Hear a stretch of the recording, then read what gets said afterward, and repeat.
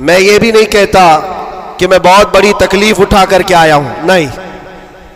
8 महीने गुजरे कि 8 साल गुजरे, कोई बहुत बड़ी तकलीफ उठा करके तुम्हारे पास आया, मैंने कभी इस चीज का जिक्र नहीं किया और ना ही शिकायत कभी करूंगा इस बात की, इसलिए कि तारीख की सच्चाइयां इस बात की गवाही देती हैं वो बड़े बड़े अइम्मा इस्लाम जो रसूलुल्लाह की आल में से थे, इमाम मूसा काजिम, हम तो मेरे अजीजों गुनहगार हैं, हमारी बहुत सारी खताएं हैं, वो अहले बैत अइम्मा इस्लाम जिनके गुनाह नहीं, खताएं नहीं, बगैर किसी कसूर के जालिम बादशाहों ने 7 साल तक उनको अंदर कैद में रखा है।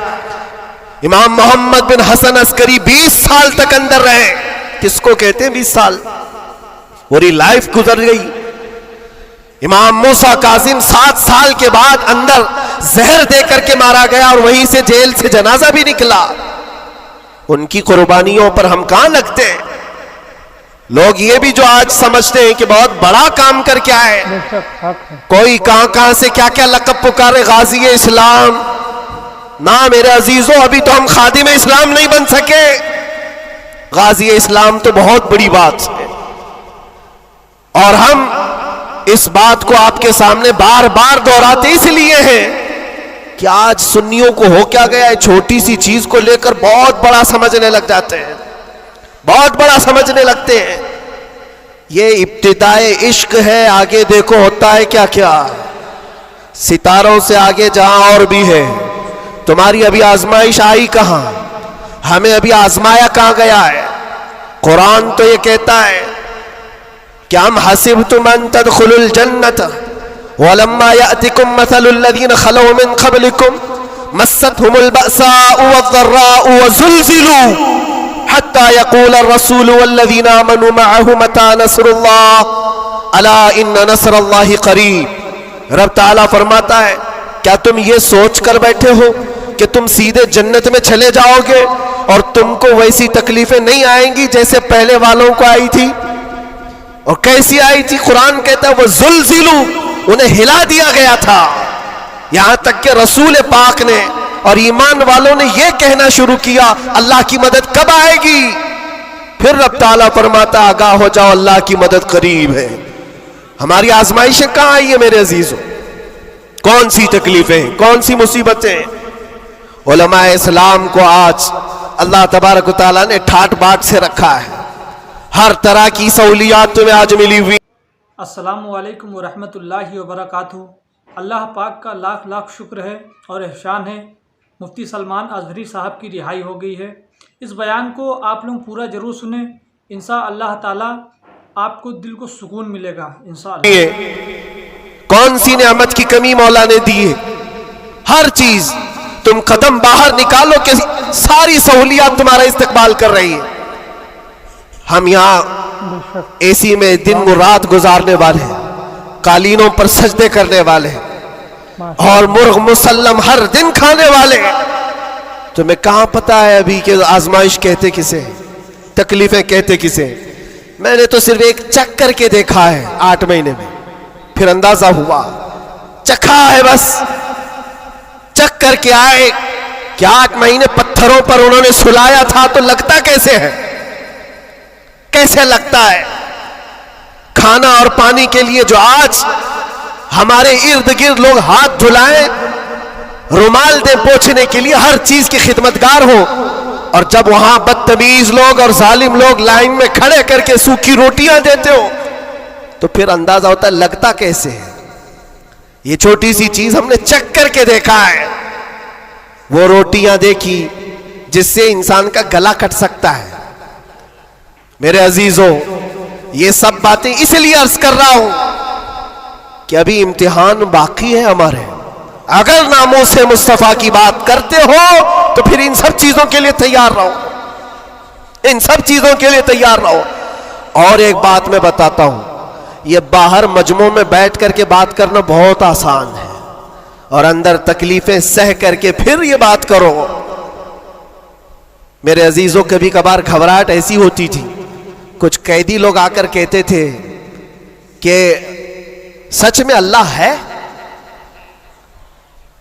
ऐसे सवाल। अल्लाह है, सुनता है, और उस वक्त कोई आयत उनको बताने में भी हमें ऐसा लगता। एक कैदी से मैंने कहा इन्ना मअल उसरि युसरा, हर तकलीफ के बाद आसानी, अल्लाह का वादा है। झट से उसने कहा मौलाना 16 साल हो गए, अभी कब आएगी वो आसानी? हमारे पास क्या जवाब है? ये तकलीफें सह करके फिर आयतों पर यकीन करना, ये बहुत बड़े कमाल की बात। यहां बाहर बैठ करके जो तसल्ली की बातें करें, मेरे अजीजों बहुतों को हमने देखा है, बहुतों को जान भी देंगे, गर्दन भी कटा देंगे, बहुत सारी बातें हैं। इसी से अंदाजा हो जाता है जो सुबह बिस्तर नहीं छोड़ सकता वो क्या गर्दन कटाएगा। जो नमाज के लिए अजान को लब्बैक नहीं कहता, वो जान की बात कहां है? एक डंडे से सारी चीजें भाग जाएंगी, सब निकल जाते हैं इधर उधर। मैं सब की बात नहीं करता। आजमाइशें जिस वक्त आएंगी मेरे अजीजों, इस्तिकामत ये किसी छोटे मोटे चीज का नाम नहीं है। अल्लाह ताला फरमाता है इन्नल्लज़ीना क़ालू रब्बुनल्लाह सुम्मा इस्तक़ामू, बेशक वो लोग जिन्होंने ये कहा हमारा रब अल्लाह है, फिर उस पर जमे रह गए, ततनज़्ज़लु अलैहिमुल मलाइका, उन पर फिर फरिश्ते उतारे जाते हैं, फरिश्ते उतारे जाते हैं। मेरे अजीजों, यहां बड़ी बड़ी बातें कहने के लिए मैं नहीं खड़ा, बस इतनी बात कहूंगा कि हालात के तनाजुर में जो आज तुम्हारे लिए सबसे बड़े चैलेंजेस हैं, उसमें तुम्हें खरे उतरने की जरूरत है। तुम सिर्फ अपने मोहल्ले के नुमाइंदे नहीं हो। ये जो सरों पर टोपियां और दाढ़ियां हैं तुम्हारे चेहरों पर, तुम किसी मस्जिद के ही मुसल्ली नहीं हो, बल्कि पूरी कायनात में अल्लाह ने तुम्हें खैर उम्मत बनाया है। सब इंसानों के लिए तुम रहबर हो, रहनुमा हो। तुम्हारे अखलाक हर कोई आज देख रहा है। तुम एम्बेसडर हो किसके? रसूल पाक के। तुम तर्जुमान हो अखलाक रसूल के। अगर आज तुम नहीं उठोगे और ये अखलाक नहीं दिखाओगे, तो इससे सिर्फ तुम्हारे घर का नहीं, पूरे दीन इस्लाम का, आगे आने वाली नस्लों का बहुत बड़ा खसारा है, बहुत बड़ा नुकसान है। नौजवानों से मैं बार बार ये अपील करता आया हूं, ऐ नौजवानों उठो, उठो, वो घर ना हश्र ना होगा फिर कभी, दौड़ो के जमाना चाल अपनी चल गया है। और दहर में इसमें मोहम्मद से उजाला कर दो, कुव्वते इश्क से हर पस्त को बाला कर दो। आज तुम्हारे सिर्फ खड़े होने की देर है। किस चीज के लिए खड़े होने की देर है? जब जब मैं ऐसी बातें करता हूं तो हमारे जो रिश्तेदार कलम कापी लेकर बैठे, उनको लगता है ये जंग के लिए बुला रहे हैं, अभी तलवार भाले नेज़े की बात कर रहे हैं। मेरे अजीजों, तुम्हारे लिए सबसे बड़ा हथियार इश्क मुस्तफ़ा है, इश्क रसूल है, मोहब्बत मुस्तफ़ा है। और जब वो किसी के अंदर आ जाता है तो फिर उसके अखलाक से वो नजर भी आता है, उसके अखलाक से वो नजर आता है। जाहिल आशिक रसूल नहीं बन सकता। आशिक रसूल इल्म की तरफ बढ़ता है। जाहिल और ऐसा बदअकीदा जो दावा करता हो हुजूर के गुलाम होने का, अगर उसकी जुबान में सच्चाई नहीं है तो वह आशिक रसूल है ही नहीं। अल्लाह के नबी सल्लल्लाहु ताला अलैहि वसल्लम ने फरमाया, मेरे गुलामों में से जितने हैं, अगर कोई मुनाफिक हो तो मुनाफिक के अंदर दो आदतें जमा नहीं हो सकती। हुजूर पाक सल्लल्लाहु अलैहि वसल्लम फरमाते हैं, दो आदतें मुनाफिक के अंदर नहीं आ सकती। वो कौन सी दो आदतें हैं? अच्छे अखलाक। ये अच्छे अखलाक, ये सिर्फ हंस करके मिलना, इसको अच्छे अखलाक नहीं कहते, वो बहुत लंबी इसकी एक तशरीह है। अच्छे अखलाक मुनाफिक के अंदर नहीं आ सकते। और दूसरी चीज, अल्लाह पर तवक्कुल और रसूल की हर बात पर यकीन, ये मुनाफिक के अंदर नहीं आ सकती। मैं आपसे पूछता हूं, अल्लाह रब्बुल इज्जत की हर बात पर आपको यकीन है? रसूल पाक के हर फरमान पर यकीन है? बेशक, बेशक। अगर यकीन है तो ये जुबान से बोलने की बात क्या है? फिर तुम्हारा अमल कहां है? इसीलिए सैयदना अबू बकर शिबली रहमतुल्लाह ताला अलैह सिलसिला कादरिया के बड़े बुजुर्ग हैं, गौसे पाक के दादा पीरों में आते हैं। आप कहते हैं मेरी जिंदगी का सबसे कठिन सवाल, सबसे मुश्किल सवाल यह है अगर किसी ने मुझसे पूछ लिया क्या तुम हुजूर पाक सल्लल्लाहु अलैहि वसल्लम से मोहब्बत करते हो, वो कहते हैं मेरे लिए सबसे कठिन सवाल है। अभी मैं पूछूं तो सब हाथ भी उठाएंगे, सब उठा देंगे। हुजूर पाक सल्लल्लाहु अलैहि वसल्लम से मोहब्बत है, यानी सब चिल्ला के बोलेंगे है। लेकिन हजरत अबू बकर शिबली कहते हैं ये मेरे लिए इसका जवाब सबसे मुश्किल है। कहा इसमें क्या मुश्किल है? आप फरमाते हैं अगर ना कह दिया तो ईमान चला जाएगा, अगर ना कह दिया तो ईमान चला जाएगा, और अगर हां कहूं तो मेरे आमाल उसके मुताबिक नहीं, झूठा पड़ जाता हूं, दिल मलामत करेगा। जुबान से तू रसूल पाक की मोहब्बत की बात करता है, कहां है तेरे अमल? अजीजा ने गिरामी वकार, ये दो आदतें मेरे आका फरमाते हैं मुनाफिक के अंदर नहीं आ सकती, अच्छे अखलाक और अल्लाह उसके रसूल पर यकीन कामिल। यकीन से ही तो आरी होता है मुनाफिक, यकीन उसका खत्म हो चुका होता है। यहां अभी लक्की ड्रॉ शुरू हो जाए और चीट पे चीट होते रहते, हर साल होते रहते, फिर भी उसमें घुसते भी रहते। लाख का 2 लाख बनाना है, अभी देखो कितने आ जाएंगे। और कैसे कैसे चीटर लोगों पर यकीन करते हैं। और 2-4 लोगों ने बोल दिया कि नहीं मेरा भी डबल हुआ है, सब आ गए, लाइन लग जाती है, कई कई 100 करोड़ खा करके चले जाते हैं। इन पर तुम्हें यकीन है? और मुस्तफा करीम सल्लल्लाहु ताला अलैहि वसल्लम ने फरमाया तुम सुबह अपनी नींद को छोड़कर, बिस्तर कर छोड़कर अपने घर से वजू करके मस्जिद की तरफ निकल कर आए, 2 रकात नमाज अदा कर लिया। हुजूर पाक सल्लल्लाहु अलैहि वसल्लम फरमाते पूरी दुनिया की दौलत से ज्यादा कीमती है। सुभान अल्लाह, सुभान अल्लाह। यकीन है इस पर तो इन्वेस्ट करो। अगर हुजूर पाक सल्लल्लाहु अलैहि वसल्लम की हर बात पर यकीन है तो इन्वेस्ट करो इसमें। आज यही तो बात है, ये सबसे बड़ा चैलेंज है। मुनाफिकत आने लग गई है, बुज़दिली कहां से आती है?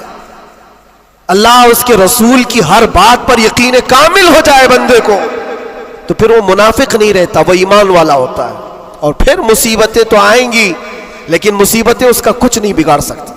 हजरत अबू हुरैरा रज़ी अल्लाह ताला अन्हु की हदीस है, फरमाते हैं अगर मुझ पर 10 पहाड़ भी नाजिल हो जाएं, उतर जाएं, तब भी मैं खौफज़दा नहीं होता, डर नहीं है मुझे। कहा क्यों? कहा कुरान की एक आयत मेरे लिए काफी है। पूछा कौन सी आयत? फरमाते अल्लाह फरमाता है कुल लन युसीबना इल्ला मा कतबल्लाहु लना हुवा मौलाना व अला अल्लाहि फल्यतवक्कलिल मुमिनून। फरमाते हैं अल्लाह ने अपने नबी से कहा है ऐ महबूब आप फरमा दें हरगिज हमको कोई मुसीबत नहीं आती, उतनी ही आएगी जितना अल्लाह ने लिखा है। सुभान अल्लाह, सुभान अल्लाह। उतनी ही आएगी जितनी अल्लाह ने लिखा है। और फिर आगे रब ताला फरमाता हुवा मौलाना, वही हमारा मददगार है, वही हमारा मददगार है। व अला अल्लाहि फल्यतवक्कलिल मुमिनून, और मोमिनों को चाहिए कि अल्लाह ही पर भरोसा करें। बड़े बड़े लोगों को देखा, लेकिन कैद के दौरान, जेल के दौरान कुछ छोटे छोटे लोगों ने हमें बहुत कुछ सिखाया। गुजरात के एक छोटे से गांव का रहने वाला कैदी आ गया था, मानसिक संतुलन बिगड़ा हुआ था। घर वाले भी चाहते थे अंदर ही रहे, छुड़ाना भी नहीं चाहता था कोई, उठा पटक ज्यादा करता था, जवान था, और अंदर रहा। महीना गुजरने लग गया। वहां होता ऐसा निजाम ऐसा है कि हर हफ्ते घर वालों की मुलाकात आ जाती, जालियों में, इधर से हम, बाहर से रिश्तेदार। हर कैदी के कोई, कभी माँ, कभी बाप, कभी भाई बहन, मुलाकात के लिए हफ्ते में एक मरतबा टाइम मिलता है 15 मिनट का। लेकिन इस बंदे का कोई आता ही नहीं था, मिलने भी नहीं आए। महीना गुजर जाता, ये उठा पटक शुरू कर दे, लोगों को मारना। तो जेलर जो है घर को फोन लगाता उसके और कहता कि भाई तुम्हारा बेटा है, कभी तो आओ, मुलाकात लो उससे, सबको परेशान कर रखा है। और इसीलिए कि कैदियों की जो हालत बिगड़ती है तो ये बहुत बड़ा डेंजर मसला होता है, उनको संभालना। बाहर आप इधर उधर हुए तो अंदर डालेंगे, अंदर ही बिगड़ा तो फिर कौन सा अंदर, वो लास्ट मंजिल है। और इसीलिए वहां जाने के बाद डर भी निकलता है लोगों का, इसके बाद कहां जाना है, अब सीधे जन्नत है। आप सुने इस बात को, उसका बाप आया और कहा कि बेटा थोड़े दिन हो गए। इसने पूछा कब छुड़ाओगे मुझे, बेल कब होगी? छोटे से केस थे। कहा इस मंडे को जो है तुम्हारी बेल रख दूंगा, छुट जाओगे, इस मंडे को निकल जाओगे। वो आया, सब बैठे हुए थे, खुशी से ऐलान करता मंडे को मैं चला जाऊंगा, मंडे को छूट जाऊंगा। मंडे आया, ट्यूसडे आया, वेडनेसडे आया, फिर हफ्ता 2 हफ्ते उसका बाप आया ही नहीं। महीना गुजर रहा है, फिर ये उठा पटक शुरू करे। फिर फोन करके उसके बाप को बुलाया, आओ मुलाकात लो। बाप आया, फिर पूछा कब होगा अब्बा? कहा मैं थोड़ा सा काम में बिजी था, इस मंडे तो तेरा हो जाएगा, इस मंडे को हो जाएगा। ये आता और कहता फिर बेचारा वहां तो ऐसे ही है, सब तिनके के सहारे पे ही रहते। वकील बोलता इस डेट में होगा, हाँ ठीक है, उसके अलावा करे क्या? तो वो सबसे कहता इस मंडे को पक्का है। वो भी गया मंडे, फिर 1 महीना गुजरा।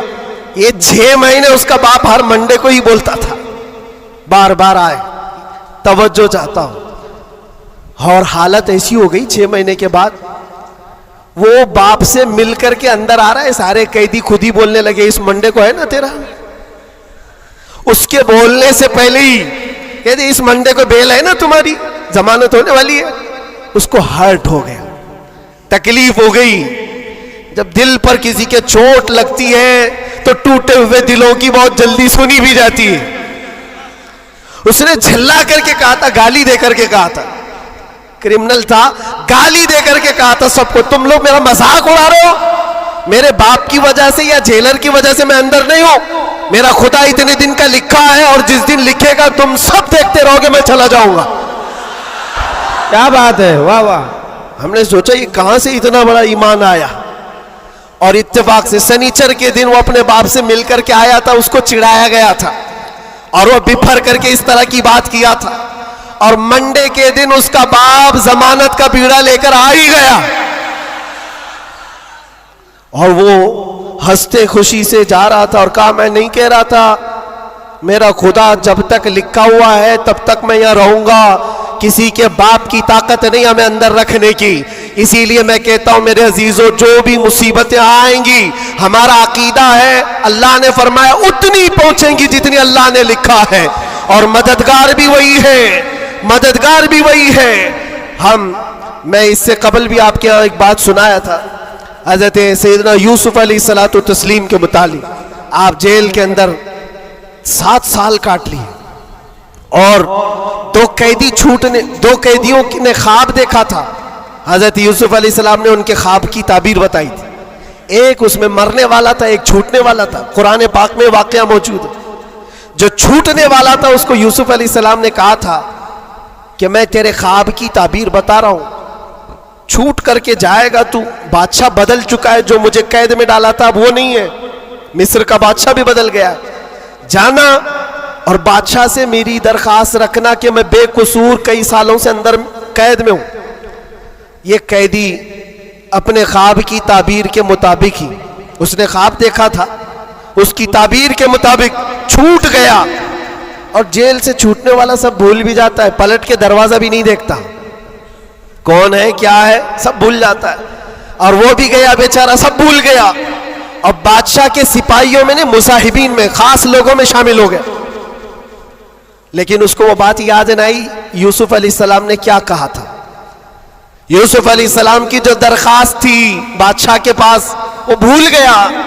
और बाज रिवायतों में फिर 7 साल गुजर गए बिना किसी गलती और कसूर के। यूसुफ अलैहिस्सलातु तस्लीम एक दिन रब ताला की बारगाह में रो पड़े, कहा है मालिकुल मुल्क या ज़ल जलाली वल इकराम, तेरा ये बंदा बेकसूर कब तक ये दरवाजों के अंदर कैद रहेगा? क्या मेरे लिए दरवाजे अब खुलेंगे नहीं? तो जानते हो ये ऐसा मकाम है। रब तबारक व तआला ने फरमाया, ऐ यूसुफ, कैद में अंदर गया, अगर तुझे बाहर जाना ही था तो बादशाह से क्यों दरखास्त किया? क्या मैं नहीं था? ये नबियों के लिए है मेरे अजीजों, आला ईमान है। हजरत यूसुफ अलैहिस्सलाम इस पर फूट फूट कर रोते रहे। हमारा भी यही हाल होना चाहिए। एक बात मुझे अल्लाह तबारक व तआला का इनाम है।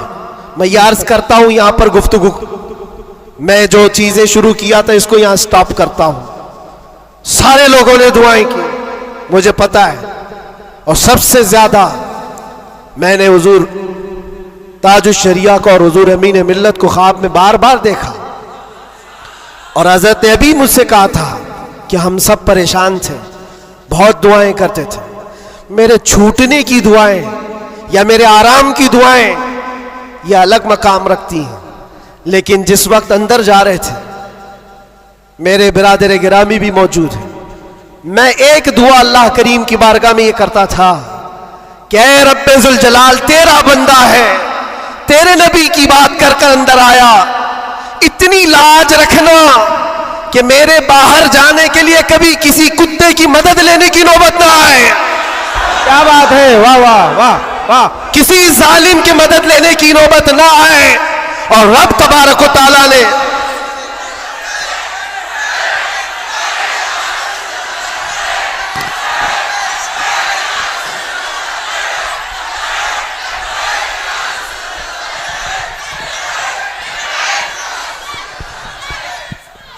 इस बात की वजाहत भी कर दूं, बहुत बड़ी जिम्मेदार शख्सियत मौजूद है, मेरे अल्फाज का मैं जिम्मेदार हूं जो कुछ कह रहा हूं। और लोगों को फिर ये लगता है ये इतना सब हो जाने के बाद फिर भी कुत्ता कहते हैं, ये कुत्ता कुत्ता इनकी जुबान पे क्यों आता है। मेरे अजीजों, ये अब कोई गैर कानूनी बात नहीं, सुप्रीम कोर्ट के जज ने भी हमारा जजमेंट देने के वक्त कहा था, ये कोई ऐसी बात नहीं है, हेट स्पीच नहीं है, every dog has a day, हर कुत्ते का एक दिन होता है। हमने तो थोड़ा सा कहा था, उन्होंने बहुत कहा है।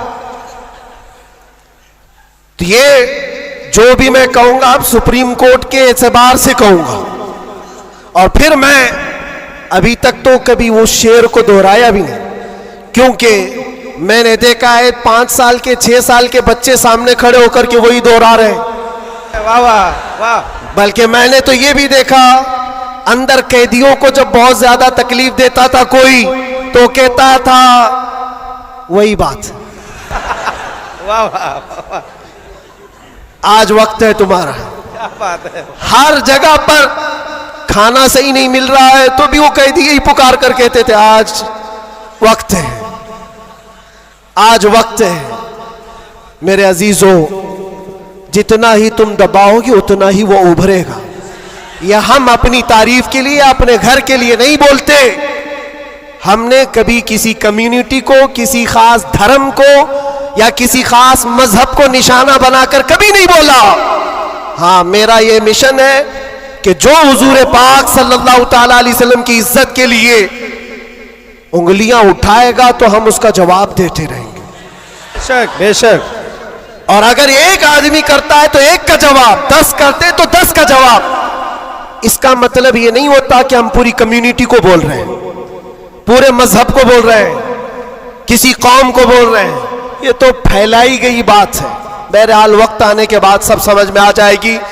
आज जिस चीज के लिए कॉन्फ्रेंस रखी गई है, तालीमी बेदारी कॉन्फ्रेंस, मेरे अजीजों, ये इतनी बड़ी वक्त की जरूरत, मैं आपको क्या बताऊं, इस्लाम शुरू ही हुआ है इकरा कहते हुए।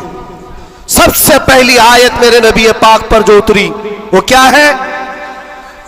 मुसलमानों, इतनी तो बात याद रहे, इकरा बिस्मि रब्बिकल्लज़ी खलक। कुरान की सबसे पहली आयत क्या है? बिस्मिल्लाह खानी कराई गई कि नहीं कराई गई? तो पढ़े हो ना, तो पढ़ो, इकरा बिस्मि रब्बिकल्लज़ी खलक। इकरा का मतलब होता है ऐ महबूब पढ़ो, ऐ रसूल पढ़ो। देखो, कुरान पाक में बहुत जगह पर अल्लाह ने कुल भी कहा, कहो, लेकिन जब सबसे पहली आयत आई तो उसमें कहा कुल नहीं, इकरा, पढ़ो अपने रब के नाम से। और एक बुजुर्ग ने बहुत अच्छी बात कही, ये उससे कहा जाता है पढ़ो। जिब्राइल अमीन आए, हुजूर पाक सल्लल्लाहु अलैहि वसल्लम से कहने लगे इकरा बिस्मि रब्बिकल्लज़ी खलक। 3 बार तो हुजूर ने नहीं पढ़ा था, सिर्फ वो इकरा इकरा कह रहे थे। चौथी बार जिब्राइल ने कहा इकरा बिस्मि रब्बिकल्लज़ी खलक, पढ़ो अपने उस रब के नाम से जिसने पैदा किया। नबी पाक ने पढ़ा और इकरा उसको कहा जाता है जो पहले से पढ़ा हुआ हो। वाह वाह और नए आदमी को पढ़ाने के लिए कहेंगे कहो जैसे मैं कह रहा हूं, जैसे मैं कह रहा हूं ऐसे कहो।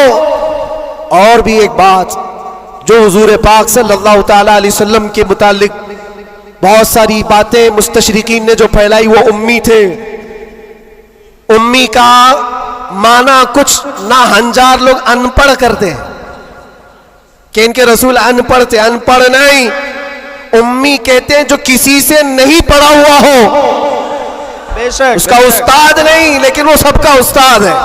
सुभान अल्लाह सुभान अल्लाह। अब एक बात तो मुझे बताओ, कुरान कहता है अर्रहमान अल्लमल कुरान खलकल इंसान, 3 आयतें। अर्रहमान रहमान अल्लाह रब्बुल इज्जत, अल्लमल कुरान उसने कुरान सिखाया। तीसरे नंबर पर है खलकल इंसान, उसने इंसान को बनाया। मुझे एक बात बताओ, रहमान दूसरे नंबर पर आए थे, उसने कुरान सिखाया। तीसरे नंबर पर आए थे, उसने इंसान को पैदा किया। इंसान को पैदा किया ये तीसरे नंबर पर, कुरान सिखाया ये पहले दूसरे नंबर पर। जब इंसान बाद में पैदा हुआ है तो कुरान सिखाया किसको? क्या बात है, वाह वाह। अर्रहमान अल्लमल कुरान, वो रहमान है जिसने कुरान सिखाया फिर इंसान बनाया। मुफस्सिरीन फरमाते हैं ये जो इंसान पैदा किया इससे मुराद आदम अलैहिस्सलाम है, और कुरान सिखाया इससे मुराद मोहम्मद रसूलुल्लाह। सुभान अल्लाह। और अब तबारक व तआला ने अपने नबी को उस वक्त इल्म दिया है जब अभी आदम को पैदा भी नहीं किया। मुअल्लिम कायनात की उम्मत हो मेरे अजीज हो, मुअल्लिम कायनात की तुम उम्मत हो, और जाहिल रहना तुम्हें ज़ेब देता है? उस रसूल पाक की उम्मत हो जिसने पूरी कायनात को इल्म का इनकलाब दिया है, इल्म का इनकलाब। जब हुजूर पाक सल्लल्लाहु अलैहि वसल्लम मदीने तैयबा तशरीफ लाए थे, 6 लोगों को सिर्फ लिखना आता था, कलम पकड़ना कितने लोगों को आता था? 6 लोग। 10 साल का अरसा गुजरा हुजूर पाक सल्लल्लाहु अलैहि वसल्लम की वफात के वक्त 80,000 लोगों के हाथों में कलम था। सुभान अल्लाह सुभान अल्लाह। यह इनकलाब जिंदगी भर का कोई टीचर भी नहीं करता। वो रसूल पाक सल्लल्लाहु ताला अलैहि वसल्लम ने इल्म का अजीम इनकलाब पैदा किया था, और उस रसूल की उम्मत अगर जाहिल हो तो कैसे ज़ेब देता है? इसीलिए मैंने देखा है बहुत सारी जगहों पर बड़ी बड़ी तहरीकें चलती, लेकिन रसूल पाक सल्लल्लाहु ताला अलैहि वसल्लम का सच्चा जानशीन, उनकी आल व औलाद का ये सच्चा जानशीन मारारा मुतहरा का और खानवादे बरकात का चश्म चिराग ऐलान करता है आधी रोटी खाएंगे और बच्चों को सुभान अल्लाह। ये सिर्फ मारारा का ऐलान नहीं, ये रसूल पाक का मिशन है, ये इनकलाब है जो नबी पाक सल्लल्लाहु ताला अलैहि वसल्लम का लाया हुआ। अगर तुम जाहिल रहोगे, बेनूर रहोगे, जाहिल आदमी हलाल और हराम में तमीज नहीं कर सकता, जाहिल को कुफ्र और ईमान पता नहीं है, जाहिल कब गुमराह होगा उसे खुद पता नहीं चलता। इसलिए मेरे अजीजों, इल्म के बगैर इस्लाम भी नहीं है, इल्म के बगैर इस्लाम नहीं। आपको पता है दौरे जिहालत कहा जाता है इस्लाम से पहले वाले दौर को, और दौरे इस्लाम, इस्लाम के बाद। इस्लाम और जिहालत तो अपोजिट चीजें हैं, ये कभी एक जगह आ नहीं सकती। आज उम्मत के अंदर हम देख रहे हैं कुछ लोगों को मैंने देखा अंदर, जिनसे पूछा गया पहला कलमा क्या है तो आए टाएं कर रहे हैं, नहीं पता है। तुम्हारे नबी कौन, ये भी नहीं पता। हम तो इस खुशफहमी में चल रहे हैं, जुम्मा में भीड़ है, जलसों में भीड़ है, सबकी टोपी है, सबको आता होगा, खंगालो तो कलमा भी नहीं आ रहा है।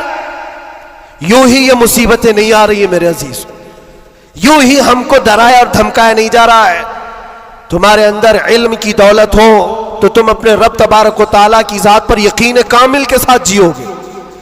आज दुलमुल यकीन के साथ जो जीते वो जिहालत की वजह है, जिहालत है। और जो जिस तरह हाँकना चाहे आज हाँक रहा है तुम्हें। इल्म की तरफ आओ, इल्म की तरफ। हर बच्चे को आज पढ़ा लिखा हुआ होना जरूरी है, हर बच्चे को। और जब हम इल्म की बात करते हैं तो कुछ लोगों को ये लगता है मौलाना सिर्फ मदरसों में ले जाने की बात करते हैं, मदरसों में ले जाने की बात करते हैं। इल्म सिर्फ मदरसों की बात नहीं है। इल्म को जो फर्क किया गया है ना, ये दीनी इल्म है, ये दुनियावी इल्म है।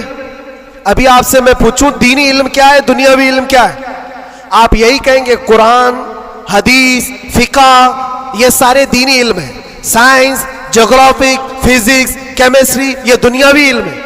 ये गलत सोच है, गलत कॉन्सेप्ट है। दीनी और दुनियावी इल्म इस तरह से फर्क नहीं किए जाते। अगर आप कुरान का इल्म, हदीस का इल्म, फिका का इल्म पैसा कमाने के लिए हासिल कर रहे हैं तो ये दुनियावी इल्म है, वो दीनी इल्म नहीं। मदरसों में भी वो दीनी इल्म नहीं। और साइंस पढ़ते हो, ज्योग्राफी पढ़ते हो, केमिस्ट्री पढ़ते हो अल्लाह को पहचानने के लिए, तो ये दीनी इल्म है, ये दीनी इल्म है। तुम्हारी सोच से ही दीनी और दुनियावी का फर्क होता है, ना कि डिपार्टमेंट और शोबे से फर्क होता है। इसलिए जो बच्चे कॉलेज में, यूनिवर्सिटीज में, वो अपना कंटिन्यू करें, बढ़े आगे।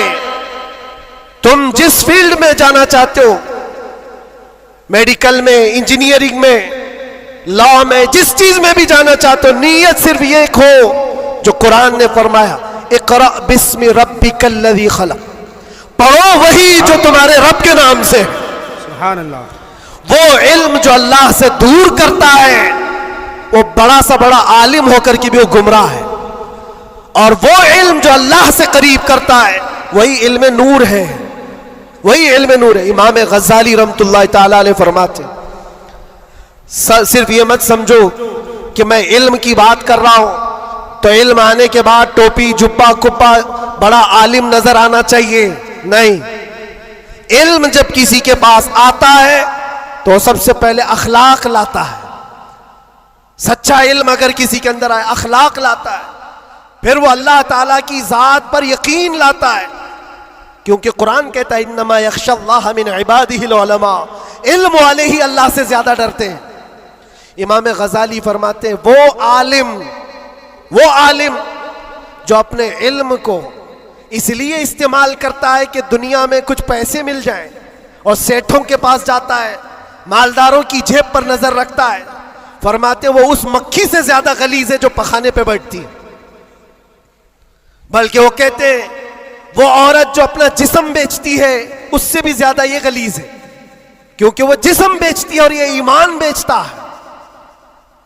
इल्म जो सच्चा इल्म आता है वो अखलाक और तवक्कुल ले आता है। इसलिए आपसे मैं ये कहना चाहता हूं कि इल्म का मतलब सिर्फ दौड़ भाग ये नहीं है। कोई भी कॉलेज मिल जाए, कोई भी यूनिवर्सिटी मिल जाए, कोई भी मदरसा मिल जाए, तुम्हारा टारगेट ये होना चाहिए वो इल्म मुझे मिले जो मुझे मेरे रब की पहचान दिलाए, मुझे मेरे रब की पहचान दिलाए। और जब अल्लाह रब्बुल इज्जत के नाम से कोई शुरू करता है, मेरे अजीजों, बड़े बड़े इनकलाबात आते हैं, बड़े बड़े इनकलाबात आते हैं। ये आज दुनिया छुपा छुपा कर रख रही है। हमारे दामन में उलमा की कमी नहीं रही इस्लाम में कभी। ये तो जाहिल आज हुई हमारी कौम, वरना दुनिया को क्या नहीं दिया है उलमा इस्लाम ने। आपको पता है ये सब जो उठाए हुए कैमरे हैं ये किसकी देन है? सबसे पहले इब्नुल हैसम ने ये कैमरे की इजाद की थी और उसकी थ्योरी भी बनाई थी अपनी आंखों के लेंस से। दुनिया को उड़ने का तरीका देने वाला अब्बास बिन फराज सबसे पहले प्लेन बनने से भी पहले उड़ करके एक मीनारे से पैराशूट का तस्वुर देने वाला, एक्सरे का तस्वुर देने वाला आलिम इस्लाम है। खवारज़मी ने घड़ी का तस्वुर दिया है। अलजिब्रा इस्लामी उलमा ने तुम्हारे सामने रखा है। आज जो ये हिंद से लिखे जाते हैं 1 2 3, ये आदात कहां से आए? इस्लामी उलमा ने इसको ईजाद की। इजादात की एक लंबी फहरिस्त है। आज भी कैलिफोर्निया यूनिवर्सिटी के अंदर, अमेरिका के अंदर, तिब में, मेडिकल में और बच्चों की सर्जरी पर जो लिखी गई सबसे पहली किताब अबू अली सीना की है। अल कानून आज भी रखी हुई है। पूरी दुनिया को सर्जरी सिखाने वाले, पूरी दुनिया को मेडिकल लाइन में लाने वाले इस्लामी उलमा है। बच्चों के अमराज पर सबसे पहली लिखी जाने वाली किताब उलमा इस्लाम की है। कौन सा मैदान है जिसमें मेरे नबी के गुलामों ने बाजी नहीं मारी है। अगर आप लोगों को ये मुफ्ती साहब की वीडियो अच्छी लगी हो तो वीडियो को ज़्यादा से ज़्यादा शेयर ज़रूर करें।